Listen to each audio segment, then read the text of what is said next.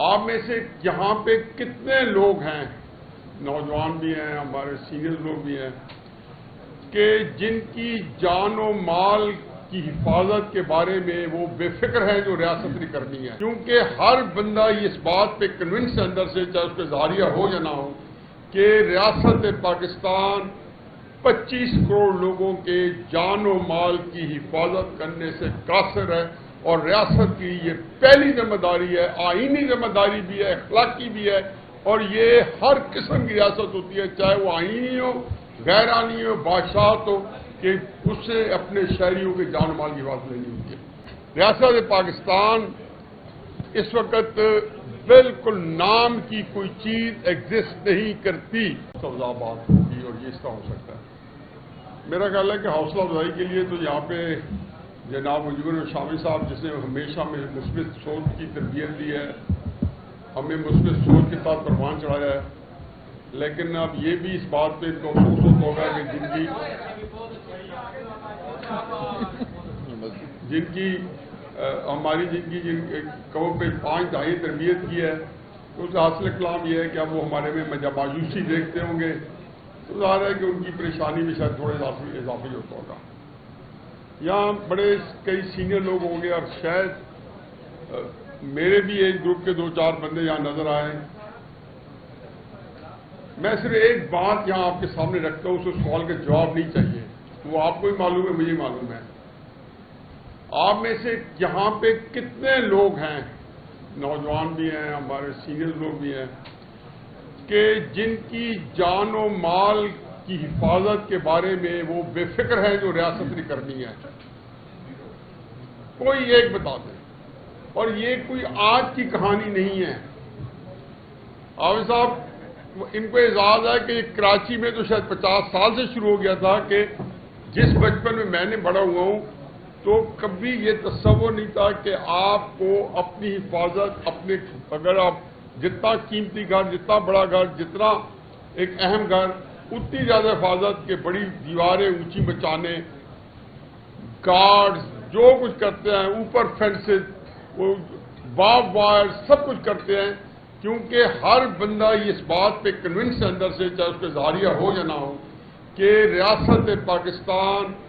25 کروڑ لوگوں کے جان و مال کی حفاظت کرنے سے قاصر ہے، اور ریاست کی یہ پہلی ذمہ داری ہے، آئینی ذمہ داری بھی ہے، اخلاقی بھی ہے، اور یہ ہر قسم کی ریاست ہوتی ہے، چاہے وہ آئینی ہو،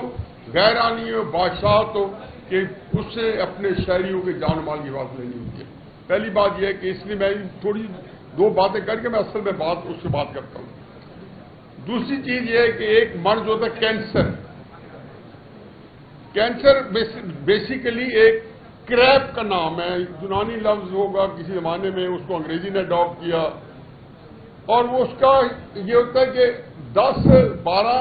اس کے اپنے پیر ہوتے ہیں، لیکن جیسے بڑا ہوتا ہے ان پیروں میں سے پیر نکلتے ہیں۔ تو جب یہ کینسر بیماری ایجاد ہوئی تو اس کو کہا کہ اسے کیا نام دیا جائے، تو انہوں نے کہا جی اس کو کینسر کا نام دیا جائے، اور اس کا مطلب یہ ہے کہ جب یہ سرایت کرتی ہے تو پورے جسم کو آپ کے اپنی پکڑ میں لے لیتی ہے۔ اب ان 2 باتوں کے تناظر میں تیسری بات یہ ہے کہ میں حقیقت یہ ہے کہ بڑی ایک آپ کو اتنی بڑی محفل جماعت اسلامی پاکستان، میری تو زندگی جو ہے یہیں سے اٹھی ہے، اور میں تو اس وقت سے دیکھ رہا ہوں کہ جس دل جمعی سے، جس کو کہنا چاہیے کہ جانے کھپا کے جو کچھ ہے نچھاور کر کے، مال بھی جان بھی، اور یہی ایک کرتے کرتے کرتے یہاں تک پہنچے ہیں کہ کہاں پہ جب بڑا ہو رہا تھا، اور جب میں تحریک اسلامی کا حصہ تھا، تو ہمارا نعرہ صرف یہی تھا کہ ہم نے اس مملکت کو ایک نظریاتی مملکت بنانا ہے۔ مجھے اتنی تکلیف ہوتی ہے پچھلے 20-30 سال میں کہ جب جماعت اسلامی کا امیر یہ کہتا ہے، اور اس کے علاوہ چارہ نہیں ہے کہ جی ہمیں اس ملک میں آئین بحال کر دیں، یعنی کہ اب ہمارا جو سب سے مین آبجیکٹ ہے اس کو ہم نے تھوڑی دیر کے پوچھ ڈالا ہے کہ ملک کے اندر جو ہے آئین کو بحال کیا جائے، کیونکہ مملکت جو ہے وہ اس وقت اس طرح تتر بتر ہوئی ہے کہ یہ جو اس کو جو یہ بیماری ہے وہ کینسر آ چکی ہے۔ حقیقت یہ ہے، میں اس 100% غلط ہوں گا کہ کسانوں کا مسئلہ جو ہے آئسولیٹڈ مسئلہ نہیں ہے.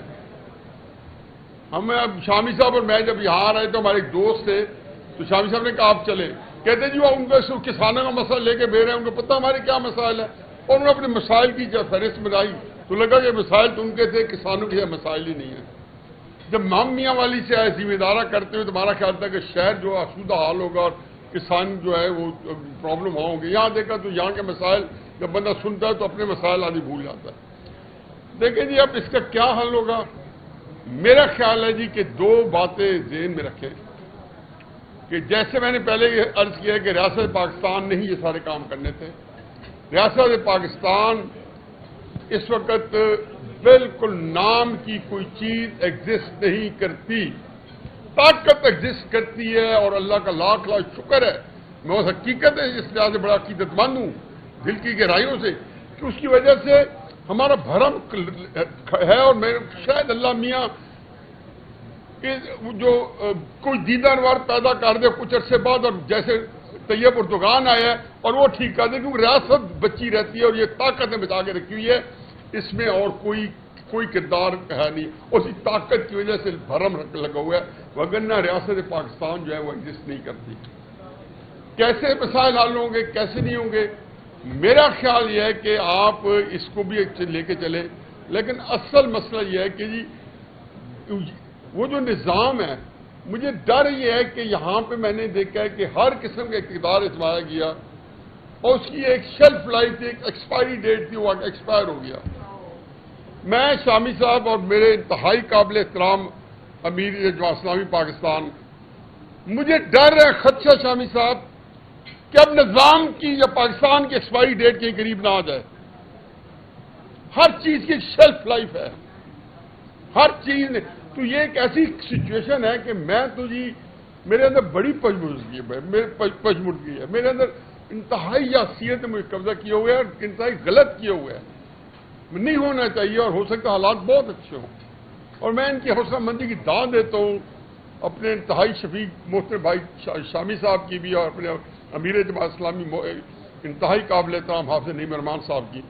کہ حقیقت یہ ہے کہ جب ان کی باتیں کرتے ہیں پبلک میں جو بات کرتے ہیں وہ بڑی حوصلہ مندی کی بات کرتے ہیں, ایک فکرہ نہیں نکلتا ان کے منہ سے, اور پتہ کس اس سے کرتے ہوں گے. یہ کینسر پھیل چکا ہے جی, پوری ریاست کے ہر شعبے کو اپنی حصے لے چکا ہے, کہ ایسی کینسر کے علاج میں ڈاکٹر تو ہمیشہ نے انہوں نے بتایا علاج ہے, لیکن اللہ کے ہاں معجزے ہوئے ہیں, اور اللہ معجزہ کرے گا. اور شاید کوئی ایسی شخصیات پیدا ہو گئی ہو جن کے ہاتھ میں قوم کی تقدیر ہو, اور وہ آگے کوئی صورتحال بنے. نیشنل کنسنسس چاہیے جی, آپ کے مسائل بھی حل ہو جائیں گے. جب تک جرنیلوں نے, سیاستدانوں نے, اور جو بھی کرتا دھرتا ہے سپریم کورٹ کے ججز ہیں, اپنی ذات کو منہا نہ کیا اور پاکستان کو اپنی ذات پہ ترجیح نہ دی, مجھے خدشہ ہے کہ معاملہ شاید ہماری ساری تگ و دو, سارا سر ہماری کے باوجود یہ آگے نہ چل سکے.